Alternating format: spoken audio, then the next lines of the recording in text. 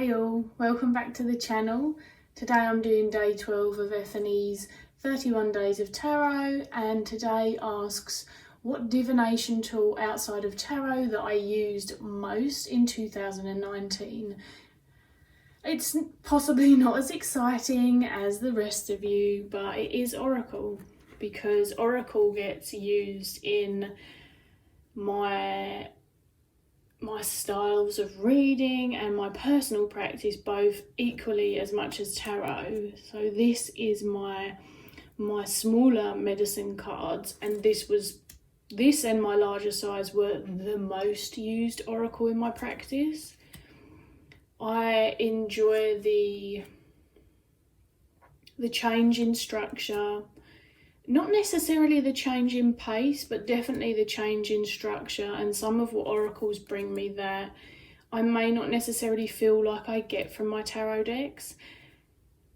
And I definitely know that to be true always, because not only did I start with Oracle, albeit for not very long before tarot came in, but out of my tarot collection, I believe I've got almost an equal amount. If it was exactly the same, tarot and oracle, it may have swayed a little bit recently, but it's pretty equal, and I really value bringing them together because, especially with the animal medicine, it's something outside of what various tarot decks might be bringing.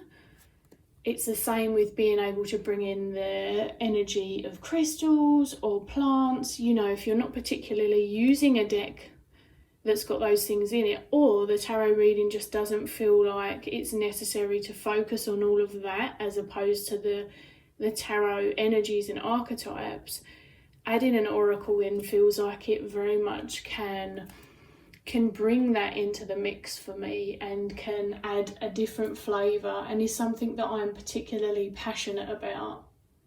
I also find that it can add a different, not just a different flavour, but a different energy depending on what decks that I may choose. So I may choose an oracle deck to go with a tarot that's very complementary, or I may choose one that feels like it's quite different and therefore maybe balances out the tarot reading or really closes the tarot reading up, dependent on, again, why I'm mixing them. But I do mix tarot and oracle much more frequently than not, so it's kind of a given.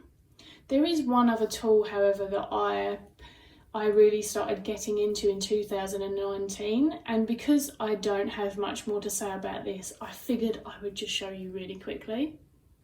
So I'm kind of doing my own thing with the prompts a little bit, as you can see, which I know Ethony is totally okay with anyway. So my second most used tool of divination were my runes, which I both got in 2019. I got myself a beautiful handmade, I think it's apple wood, but now I can't remember, a beautiful set of fallen and burned Thuthark runes.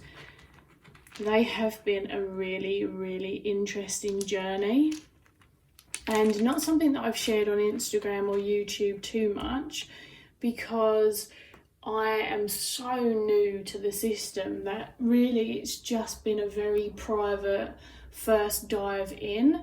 I have been pulling them with some tarot cards to kind of narrow down the energy sometimes, because I find the energies of the runes just very large in comparison.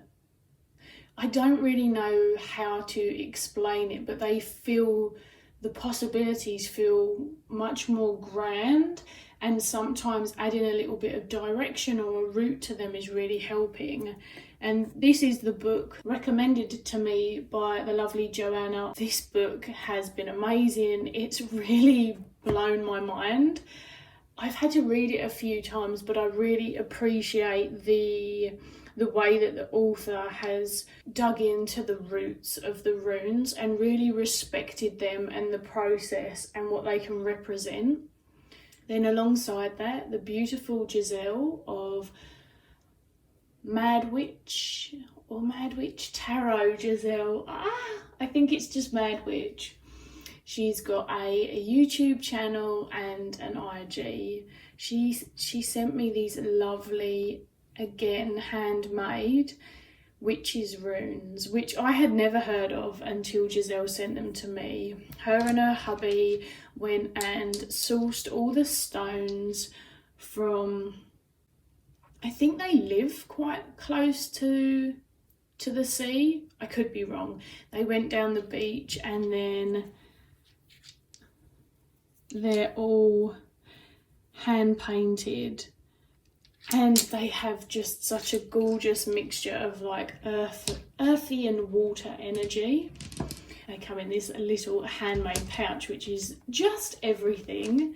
I've also got a print off that she sent me for them. I confess I've only used the printout. I haven't read any literature in the same vein for the witches' runes yet, but I have really enjoyed using them. I find the witches' runes are a more quicker and lighter sort of pull, for want of a better word, or cast, however you view it. And then the runes, the Futhark runes, they're really demanding more of my time and my exploration. So there's definitely a different feeling between the two, at least in my experience so far. And of course, as I say, even because the whole tactile experience of them is very different, with the wood being very light and kind of, I guess, coarse almost, but so light. They really just amazingly light, and I was really glad to get some this size. So these are a lovely size. Also very happy. I have seen some really tiny runes, and I can just imagine that feeling quite fiddly for me. But then these are very cold, much smoother, and also much heavier. So even the experience of working with them has been significantly different from each other, and they, whilst they're both called runes, they really don't feel similar in many ways, I'll have to be honest, but both a very interesting avenue to go down, which I'm hoping to expand upon more in 2020. So I figured I would just share that as well for fun, and I'm looking forward to hearing from everyone else and seeing what other forms of divination that people have been getting involved with in 2019. Thank you for listening as always, and I will catch you all again tomorrow.